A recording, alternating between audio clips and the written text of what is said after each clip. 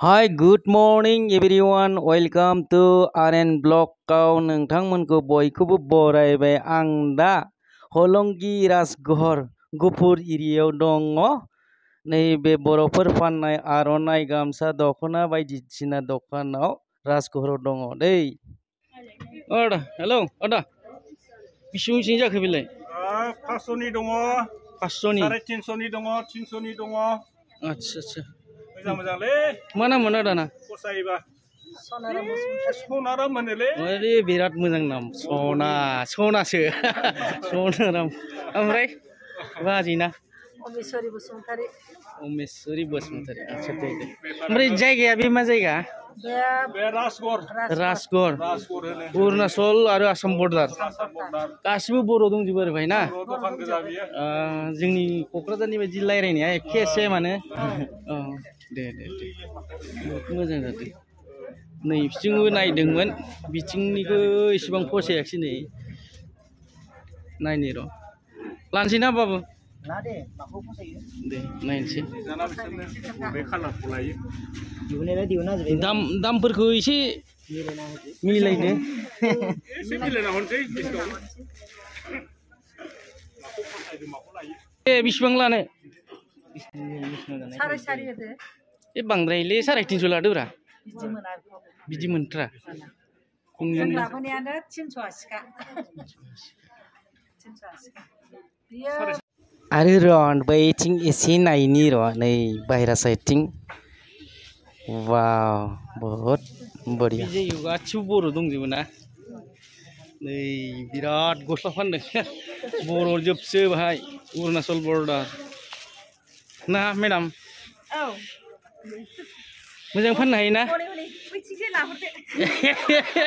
नोंना साबसिन दोननाय माथो बिराद नङा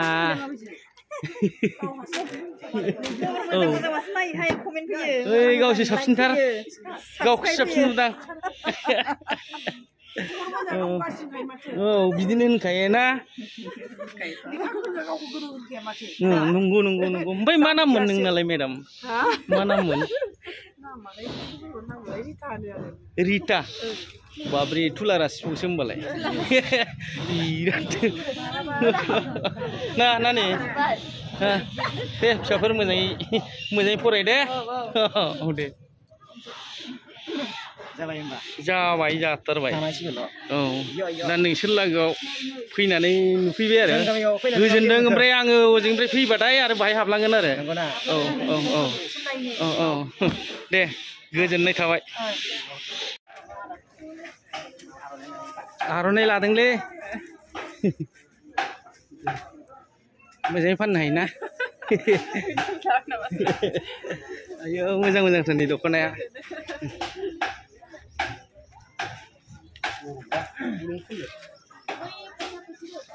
गासिबो दख'ना समायना रमायना दख'नाथार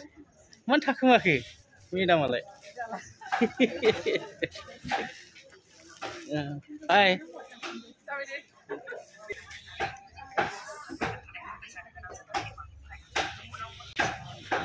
लोगोफोर फैदो दाना जों साहा लोंहैनोसै ओंखारलांनोसै जोङो बैथिं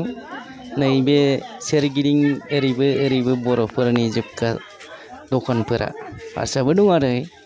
लगाय लथाय खिन्थु बर'फोरखौ बांसिन नुनो मोनो नायलांबानो जाबाय रायजोफोर जों बै मेन र'डआव थांसै आरोखि नै बायदिसिना फानदों बर' हिन्जावफोरा नायलांदो रायजोफोर वाव गुड जब नैबे मेन र'डआ जाहैबाय आगदाथिं थानाया अरुणाचल आरो नैबे आगसिथिंनिया आसाम जाहैबाय गोग्लैबाय गुफुर एरिया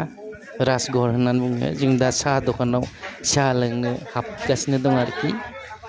बेवहायनो लोंनोसै आरो साहा एसे साहा मोनगोन ना बाबु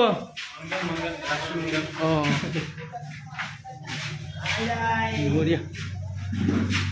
जोंनि बर'नि दखान साहा दखान